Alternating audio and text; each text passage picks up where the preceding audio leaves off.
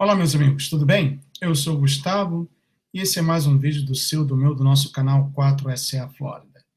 A intenção desse vídeo é que eu estou testando uma aplicação, Wordpress, ainda aprendendo a mexer com essa aplicação, e resolvi fazer esse vídeo primeiramente em privado e assim que eu estiver dominando a aplicação, eu vou disponibilizar esse vídeo para todos vocês, tá bom? Eu quero falar sobre a Killary Clinton, Killary Crooked Clinton, e vou mostrar a vocês o porquê uma pessoa em seu estado mental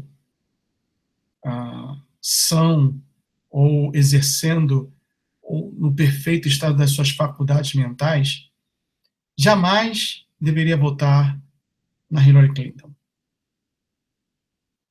Vou compartilhar aqui a minha tela com vocês. Muito bem.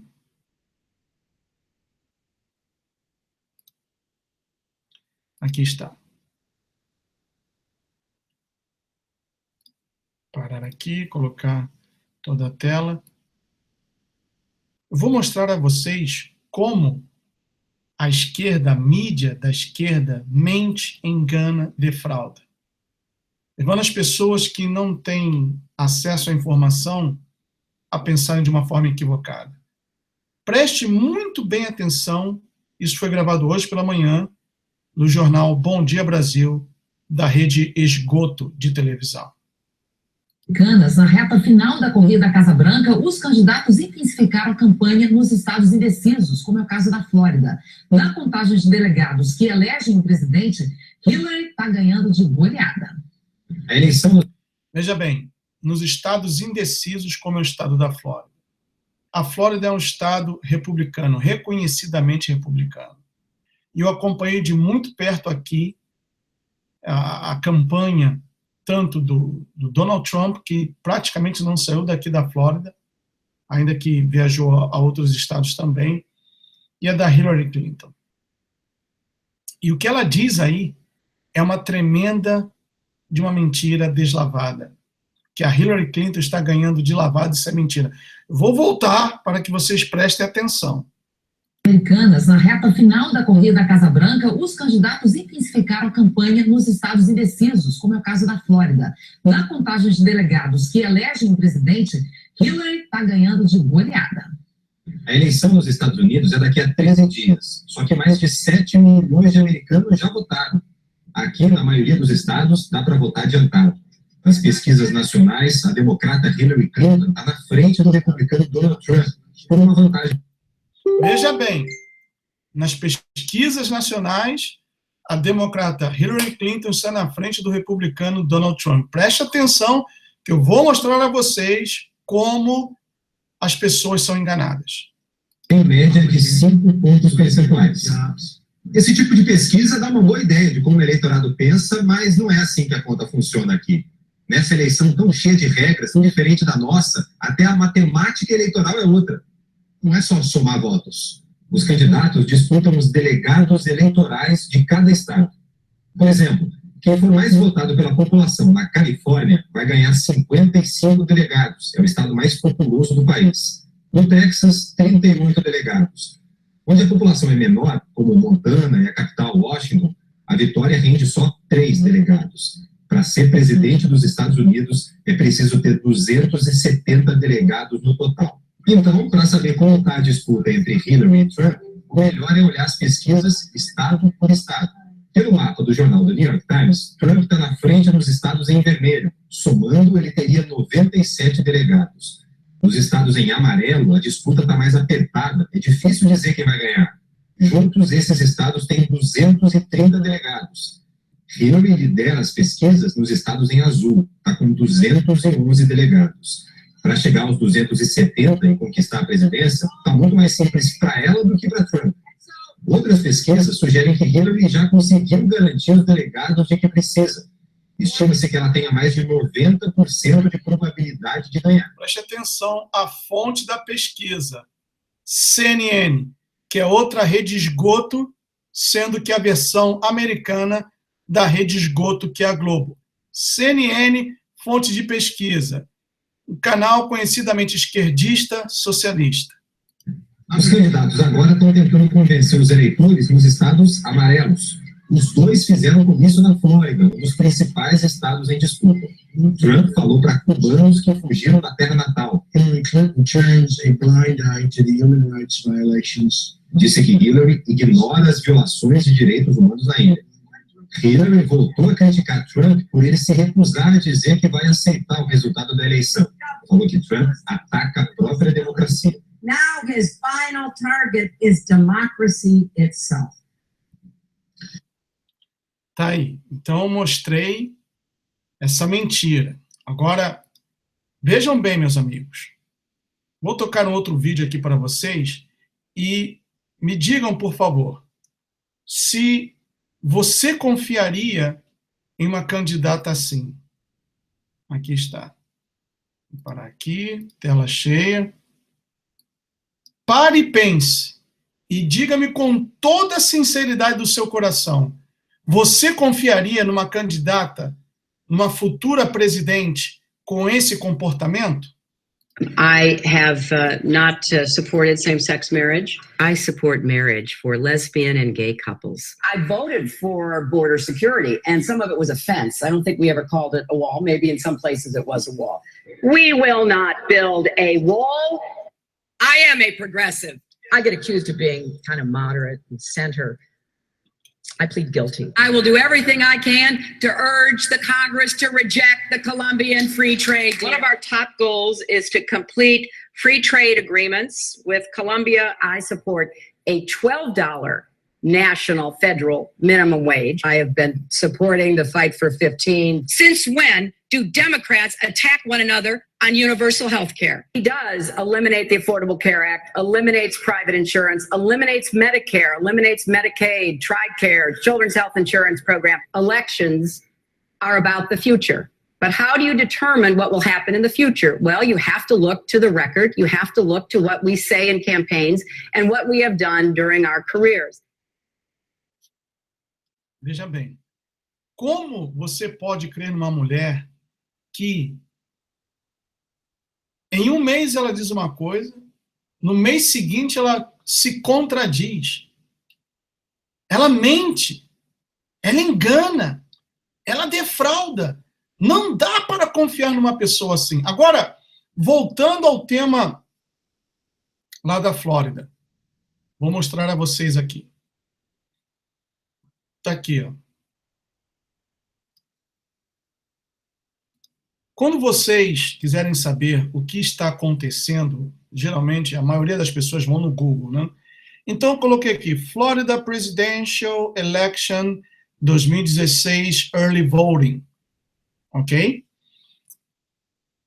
Permita-me ensinar-lhes um macete. Aí você vem aqui na procura, Search Tools, aí tem aqui Anytime All Results. Vou colocar aqui Past Hour. Aí aparece essa explicação, dizendo que o voto na Flórida, as pessoas podem votar antes, né? Desde o dia 24 de outubro, que começou, há 2 dias atrás, e a mentirosa do Bom Dia Brasil disse que a Hitlary já está ganhando de goleada. Começou 2 dias atrás. E vai até o dia 6 de novembro, sendo no dia 8 de novembro, o dia da eleição, e as urnas estarão abertas de 7 da manhã às 7 da noite, ok? Aí, eu venho aqui abaixo, onde está?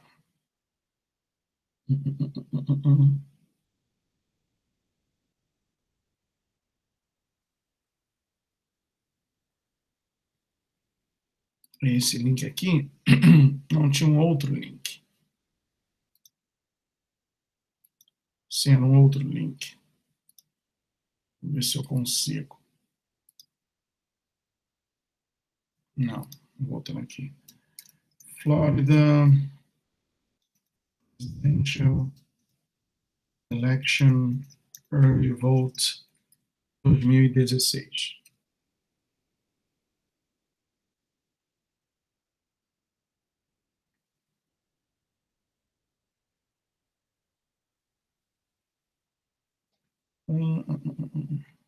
Está aqui. Não é esse não. Vou colocar aqui Search Tools, como eu falei, Anytime. Vou colocar aqui Past 24 Hours.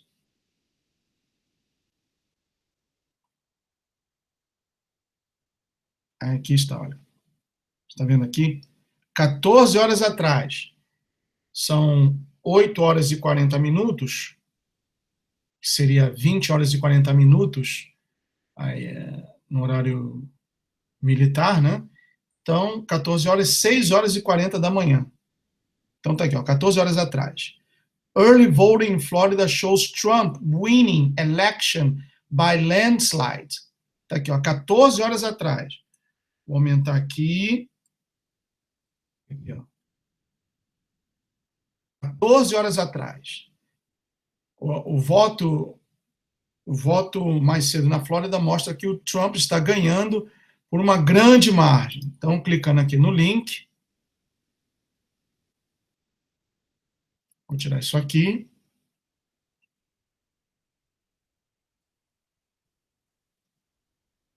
Esse é o estado da Flórida.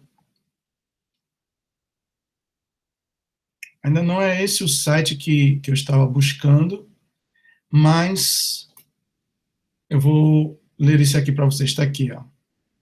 Always Trump. Breaking. Trump, the first Republican ever to win early. Quer dizer, notícia urgente. Trump, o primeiro republicano a vencer as eleições antecipadas na Flórida. Claro que ainda não acabou, mas está aqui. Dia da eleição, dia 8 de novembro. Está aqui, até agora, republicanos aqui na Flórida. 881.274, democratas 760.003.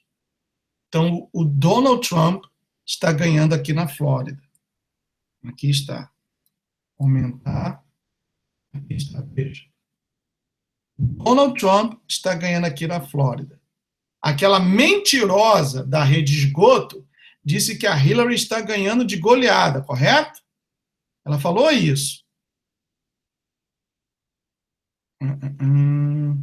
Aqui, ó, 13 horas atrás. Trump, inesperadamente, retoma a liderança na Flórida. Aqui está. Está aqui, ó. Donald Trump, 45%. Hillary Clinton, 43%. Voltando aqui, tem um outro link que eu tinha deixado aqui separado, mas infelizmente eu perdi esse link. 18 horas atrás, está aqui, ó, 18 horas atrás. Vamos lá. E agora a internet começou a dar problema. Mas tem paciência.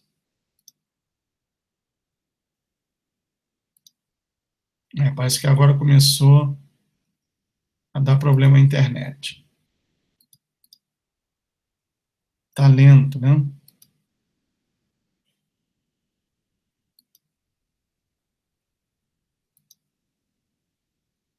Vou tentar aqui um outro link rapidamente. Outra conexão.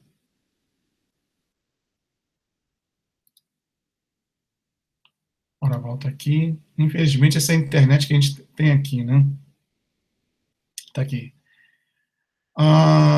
Eleições antecipadas de 2016, resultado dos votos, e o vencedor é... vamos lá, tá demorando.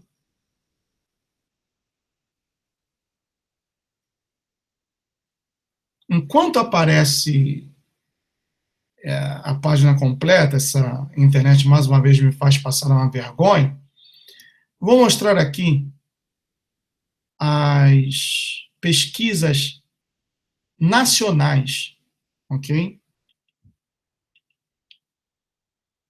Segundo mostra aqui, pesquisa nacional, até o dia 26, a Hillary com 50%, Trump com 41%, outros com 9%. Na Flórida, Hillary com 47%, Trump com 45%. E nós vimos que o Trump está ganhando aqui na Flórida.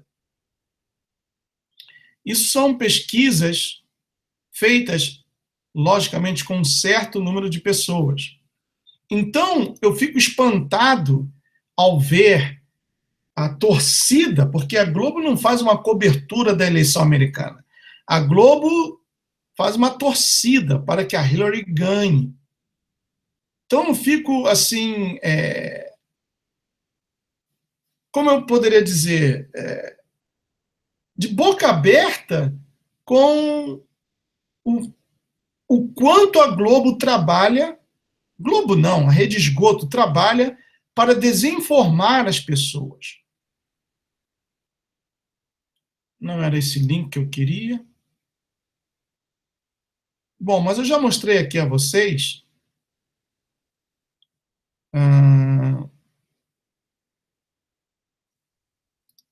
Eu já mostrei aqui a vocês que o Trump está ganhando aqui na Flórida, né? Está demorando a abrir aqui. Vamos ver se agora vai.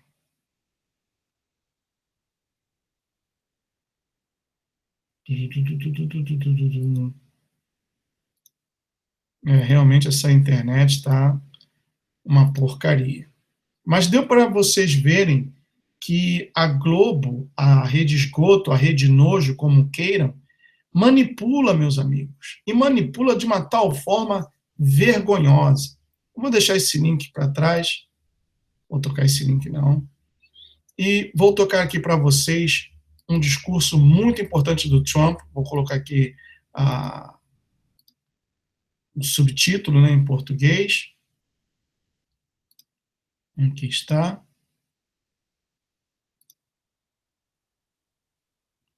Muito importante. Prestem atenção. About replacing a failed and corrupt political establishment with a new government controlled by you, the American people. The Washington establishment and the financial and media corporations that fund it exist for only one reason: to protect and enrich itself. The establishment has trillions of dollars at stake in this election. For those who control the levers of power in Washington and for the global special interest, they partner with these people that don't have your good in mind.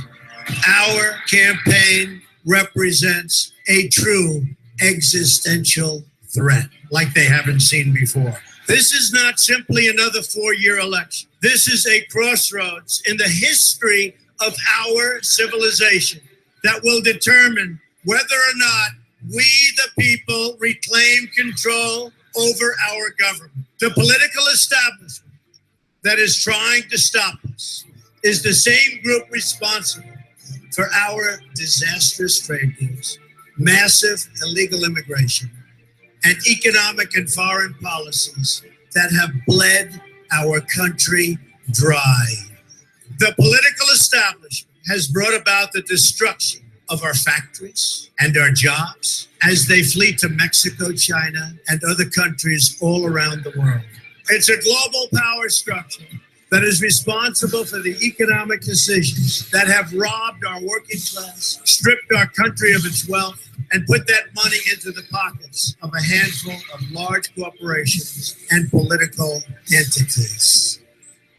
This is a struggle for the survival of our nation, and this will be our last chance to save it. This election will determine whether we're a free nation or whether we have only the illusion of democracy, but are in fact controlled by a small handful of global special interests rigging the system, and our system is rigged. This is reality.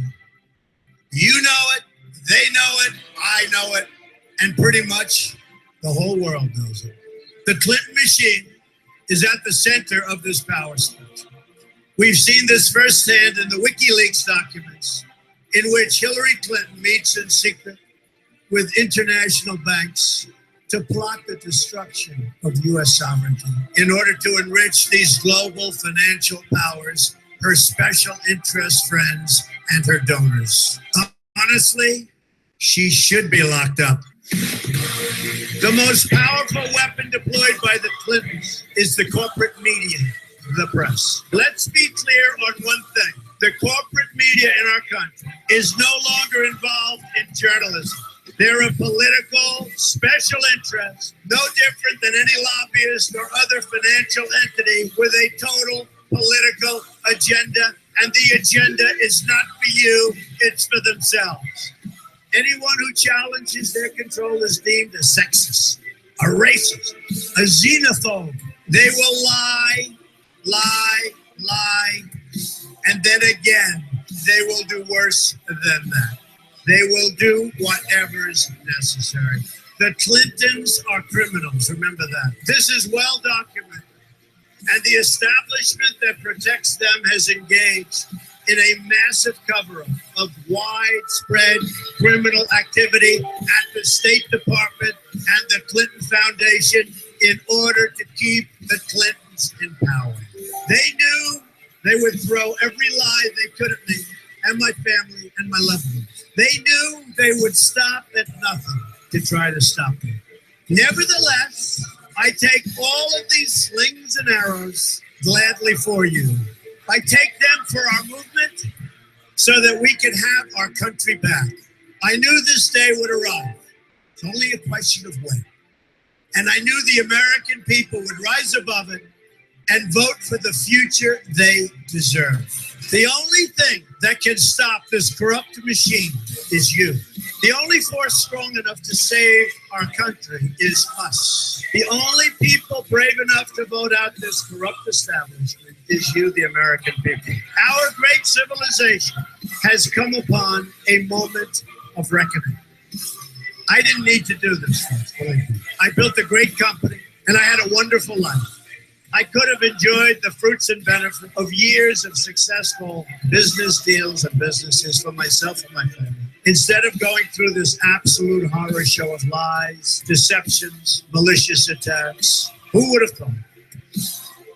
I'm doing it because this country has given me so much, and I feel so strongly that it's my turn to give back to the country that I love. I'm doing this for the people and for the movement, and we will take back this country for you, and we will make America great again.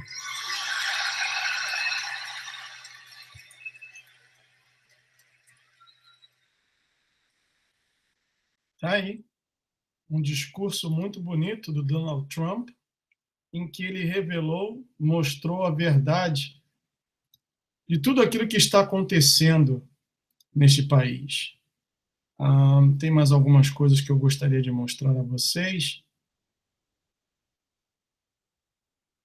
Aqui está mais um vídeo que eu vou mostrar a vocês. Dizem, né, que os afro-americanos, os latinos, não votarão no Trump. Dizem, né, que os eleitores do Trump são brancos em sua maioria e sem escolaridade.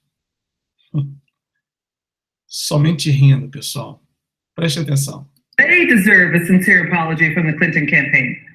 You know what? I'm sick and tired of Hillary Clinton's apologies because you know what? Like the WikiLeaks says, she has one face in public and she has another face in private. And you know what? Now we know that she's two-faced. She cannot be trusted. She's insulted the Catholics, calling their religion bastardized, Latinos needy, blacks underachievers, never-do-wellers, and, you know, Trump supporters deplorable, Bernie Sanders supporters basement dwellers. How about we just let this person who has committed crimes against our nation, corrupted our FBI and our Justice Department? Why don't we as Americans, why have not our senators and our representatives asked for her to step down? Our FBI agents are saying that she is a security risk. The ones on the bottom who did the investigations are saying she is security risk. We have got to protect protect our nation from someone who has such a disrespectful, diabolical opinion of our country. I do not believe that she is fit, nor do I believe that she deserves to sit in the chair to rule over me, someone she has called deplorable and unachiever and a loser in these WikiLeaks emails. Wow. Simplesmente detonou a bruxa. Simplesmente detonou. Tem mais coisas aqui, pessoal. Tem mais coisas aqui. E eu vou mostrando a vocês. Um momentinho, por favor. Onde está? Onde está? Cadê você? Tem mais coisas interessantes aqui. Aqui, ó. No jantar de caridade, um jantar católico, o Donald Trump simplesmente detonou com ela. Vamos ver aqui.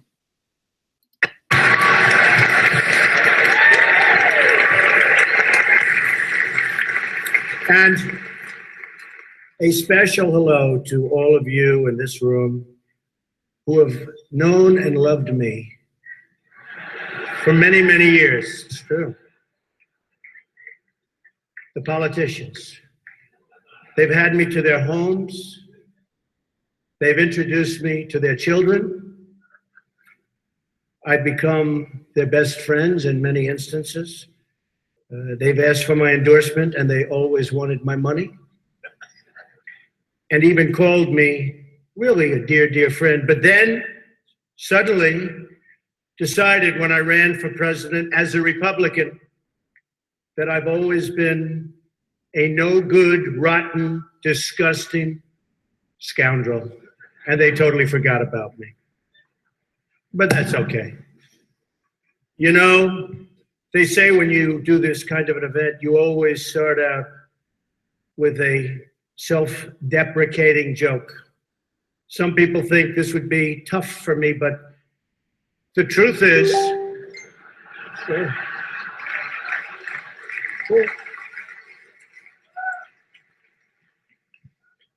the truth is I'm actually a modest person, very modest. It's true. In fact, many people tell me that modesty is perhaps my best quality. It's great to be here with 1,000 wonderful people, or as I call it, a small, intimate dinner with some friends.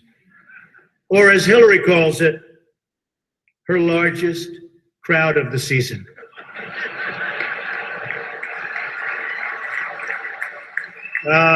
This stuff. This is corny stuff. These events give not only the candidates a chance to be with each other in a very social setting, it also allows the candidates the opportunity to meet the other candidates' team. Good team. I know Hillary met my campaign manager, and I got the chance to meet the people who are working so hard to get her elected. There they are, the heads of NBC, CNN, CBS, ABC. There's the New York Times right over there, and the Washington Post. They're working overtime. True. True.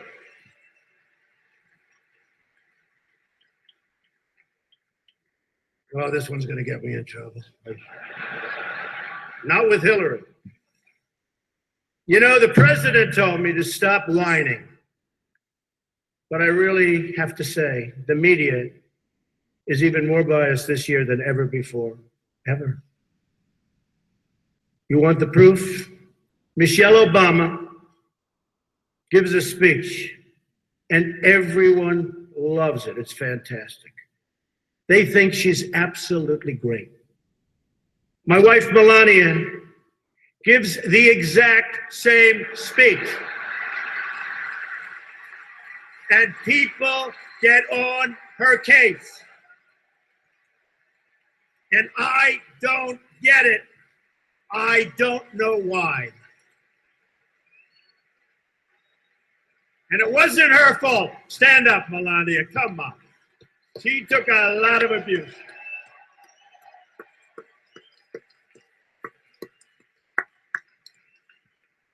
Oh, I'm in trouble when I go home tonight. She didn't know about that one. Am I okay? Is it okay?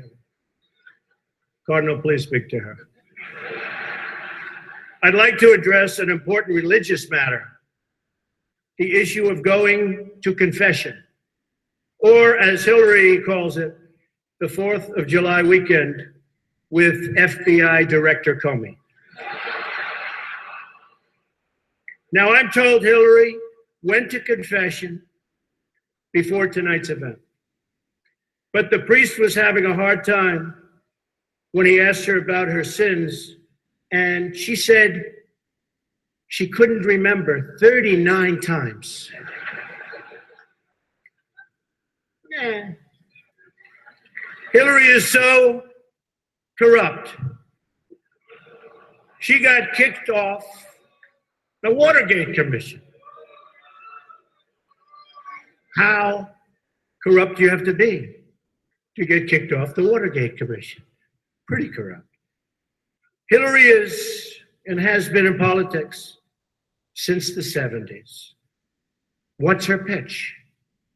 The economy is busted. The government's corrupt. Washington is failing. Vote for me. I've been working on these problems for 30 years. I can fix it, she says. I wasn't really sure if Hitlary was going to be here tonight, because I guess you didn't send her invitation by email. Or maybe you did, and she just found out about it through the wonder of WikiLeaks. We've learned so much from WikiLeaks. For example, Hitlary believes that it's vital to deceive the people by having one public policy and a totally different policy in private. That's okay. I don't know who they're angry at, Hitlary, you're right. For example, here she is tonight in public, pretending not to hate Catholics.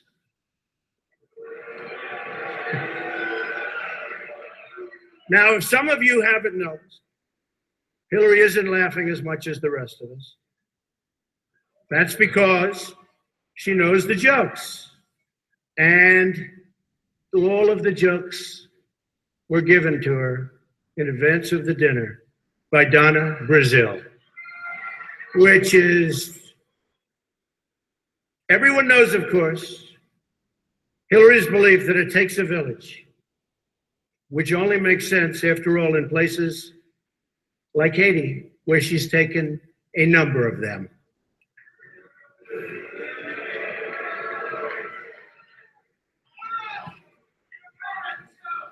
Thank you.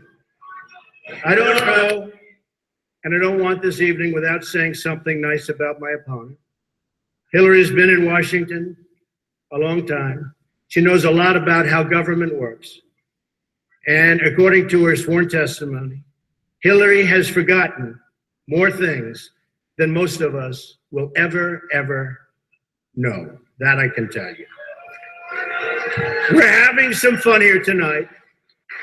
America is in many ways divided like it's never been before. And the great religious leaders here tonight give us all an example that we can follow. We're living in a time and age that we never thought possible before. The vicious barbarism we'd read about in history books, but never thought we'd see it in our so-called modern day world. Who would have thought we would be witnessing what we're witnessing today? We've got to be very strong, very smart, and we've got to come together, not only as a nation, but as a world community. Thank you very much. God bless you, and God bless America. Thank you. Thank you.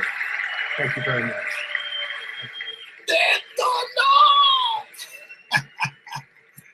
Ele detonou a bruxa, ela estava com um sorriso mais do que amarelo, depois nem um sorriso amarelo ela apresentou, né? Simplesmente detonou a bruxa maçônica. Tem mais coisas ainda, pessoal, tem muito mais coisas ainda que eu quero mostrar a vocês. Vou tocar aqui um trecho do filme Clinton Cash, ou seja, o dinheiro dos Clintons. Aqui, ó. Tá aqui, já coloquei a legenda. Crimes that Bill and Hillary Clinton are responsible for in Haiti. But while the world eventually lost interest in Haiti's recovery, the influence and connections afforded to donors from the Clinton Foundation appear to have been lessons learned by others. So how much do connections to the Clintons matter when you're talking about Haiti? Consider the case of gold mining. The government of Haiti had not granted a gold mining concession in 50 years. They decided to do so during the reconstruction of their country, which was being overseen by Bill and Hillary Clinton. What company did they select to get this gold mining permit? A company called VCS Mining. VCS Mining had very little experience in gold mining, but what did they have? They had connections. Shortly after they got that concession, someone joined their board of directors. It just happened to be Tony Rodham, brother of Hillary Rodham Clinton. It was a true disaster that followed the earthquake, which was the natural disaster. This was the man-made Clinton-caused disaster in relief that led to the wasting of enormous sums of money, the enrichment of elites that were friends with the Clintons, and the Haitians were left in a situation where their life was really not much better than it was the day after the earthquake happened.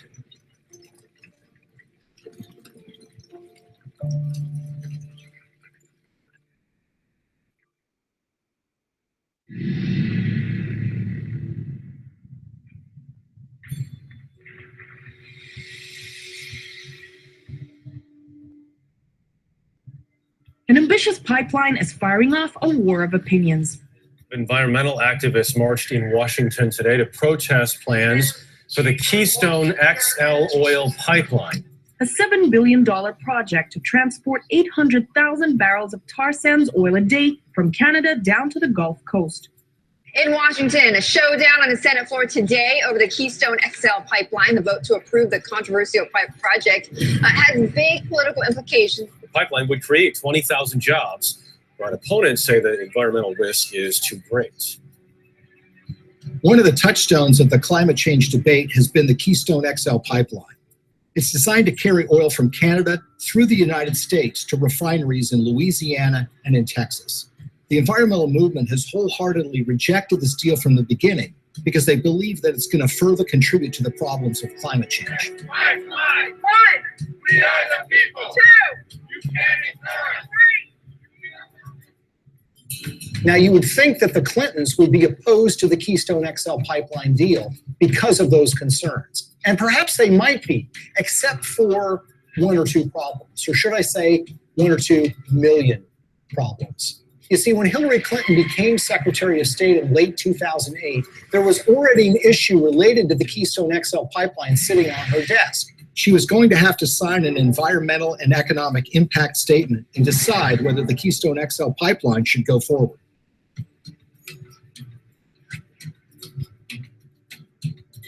At that precise time, Bill Clinton gets a lucrative offer of nearly $2 million to give 10 speeches in Canada for the first time ever from a company called TD Bank Investment Group. He gave the last speech in May of 2011. 3 months later, Hillary's State Department releases an environmental impact statement that was seen as largely supportive of the Keystone XL pipeline in a way that was massively controversial. Hillary Clinton, in effect, was betraying the environmental movement by greenlighting this deal, when she had in her hands the power to kill this deal in its crib. It was shocking. Organizations like Greenpeace and Friends of the Earth were stunned. They wanted investigations, but everybody was mystified. Nobody could understand why Hillary Clinton would sign off on this deal, particularly when she had been in favor of dealing with climate change. And her boss, Barack Obama, by all indications, seemed to be opposed to this deal as well. It's also a time for a new approach to climate change.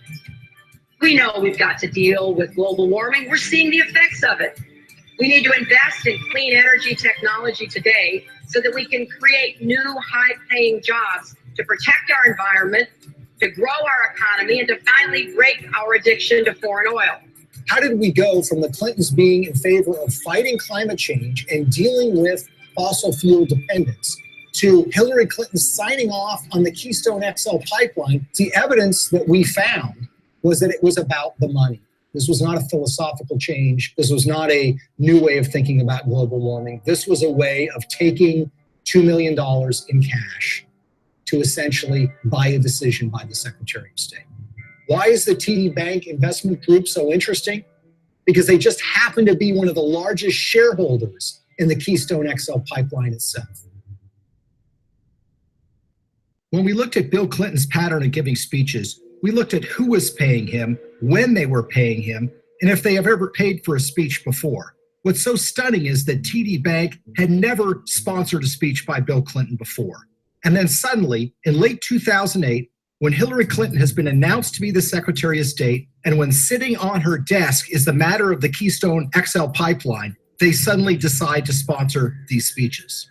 And when people realize that the Clintons had pocketed about $2 million at the precise time Hillary Clinton was making this decision, it all now suddenly made sense. Because as we've seen repeated over and over and over again, when it comes to the Clintons, you have to follow the money. And in the case of the Keystone XL pipeline, they seem to have abandoned their principles, their commitment, as it was, to combating global warming and dealing with our dependence on fossil fuels. They jettisoned that when $2 million showed up and suddenly came out in favor of the Keystone XL pipeline. When you see this sort of pattern of behavior, you can't come to any other conclusion that it's a system of pay to play. And again, other entities appear to have picked up on this business model too. Well, Bill Clinton has been paid enormous sums of money over the years to give speeches. On average, he gets a little less than $200,000 per speech. But something happened in late 2008. His speaking fees skyrocketed after he'd been out of office for years. The reason was his wife had become Secretary of State. In fact, 11 of the 13 speeches for which Bill Clinton has been paid $500,000 or more occurred precisely when Hillary was the most powerful diplomat in the world.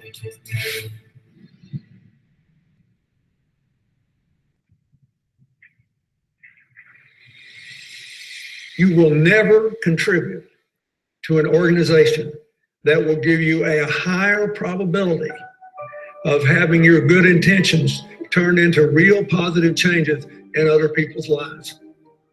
That will give you a better chance of what you've done here tonight. His single biggest speech payday came from the Swedish telecom company Ericsson. And it's a very, very unusual and troubling story. Now, Ericsson is the Swedish telecom company that in 2009 and 2010 was in trouble with Hillary Clinton's State Department because Ericsson was selling a lot of telecom equipment to Iran, to Belarus, and to other oppressive governments, about which the State Department was concerned. Ericsson risked being put on a list by the federal government in the United States for trading with an enemy state. There was actually an effort being put forward in Washington to broaden Iranian sanctions to include the very technologies that Ericsson was selling to the Iranian government. So it's against this background that Ericsson decided now might be a good time to hire Bill Clinton to give a speech. They had never paid for a speech by him before, and they decided to go in big, $750,000 for a single speech. 7 days after he gave that speech, Hillary's State Department came out with a statement which said, "We are not going to broaden sanctions on Iran to include technologies like telecom. We're going to rely and expect companies like Ericsson to police themselves." It was a massive win for Ericsson.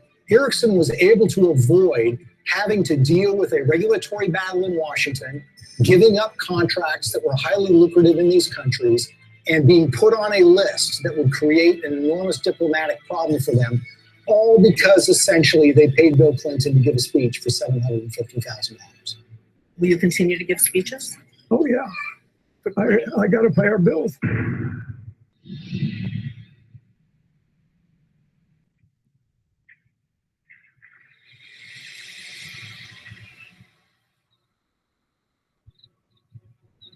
So the question is, why do we see the Clintons reversing decades of policy positions that they've held so closely on issues like human rights and environment?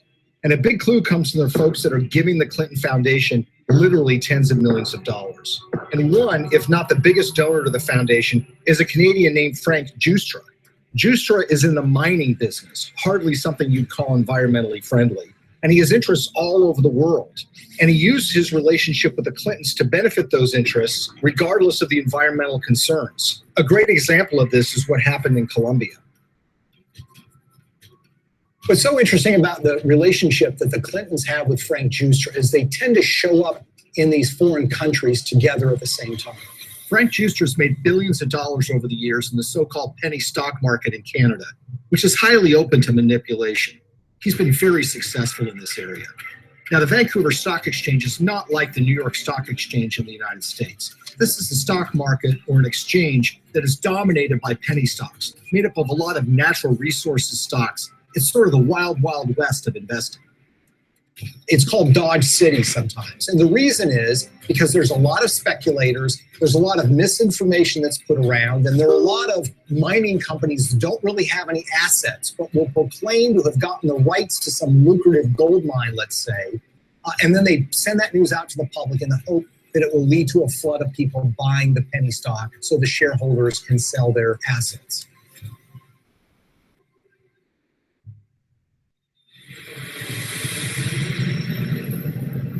So in June of 2010, Bill Clinton and Frank Giustra fly to Bogota, Colombia. And who arrives there at roughly the same time? Secretary of State Hillary Clinton. The big thing from the news conference was where Bill and Hillary were dining the other night in Bogota. I had a chance to talk to her about her dinner experience in the Zona Rosa. And here's what she had to say. Dinner was good? It was excellent in every way. So it was like eating in the States, but eating in Bogota. Well, it was a real treat to be in Bogota and to be with people who love this city so much, including my husband. Now, in her memoirs, Hillary Clinton says that this is just a happy coincidence. But when you see what follows, you realize that this is no coincidence. The following morning, Bill Clinton has a breakfast meeting with the outgoing president of Colombia, President Uribe. Then, like a tag team, Secretary of State Hillary Clinton has a noon lunch meeting with him, and she grants him several favors, including technical agreements that the Colombian government wants. In the days that follow, something dramatic happens. Frank Giustra has 3 companies that get major concessions from the Colombian government: Pacific Rubiales, Petroamerica, and Prima Colombia Properties. One of those, Prima Colombia Properties, gets a concession to cut timber in a rainforest in Colombia along the Pacific coast. And that timber is not intended to export to the United States, but is intended for export to China. There's an outrage and upset environmentalists who realize what's going on, and eventually that permit is yanked by a future president of Colombia, but not before Frank Giustra's company is able to profit from cutting down these rainforests, which again is a behavior that runs so contrary to what the Clintons profess to be in favor of. We all know that in order to build low carbon economies of the future, we need sustainable forests. I also know the future of our planet depends on healthy, standing forests. They've talked about the problems of deforestation. They've talked about the problems of the need for successful growing forests to mitigate carbon dioxide in the air. And yet, when this commercial opportunity was presented to a major donor of theirs, they seemed to be very much supportive of that and, in fact, helped to get him those concessions. He deserves the credit for this. This was his idea, not mine, and he raised the money. And it's an astonishing achievement. My job is to make sure that it's not in vain, that he gets the return on his investment and his compassion and his commitment. The Clintons appear to have changed their stance on issues even more significant than the environment, in ways that benefit those who have put money in their pockets.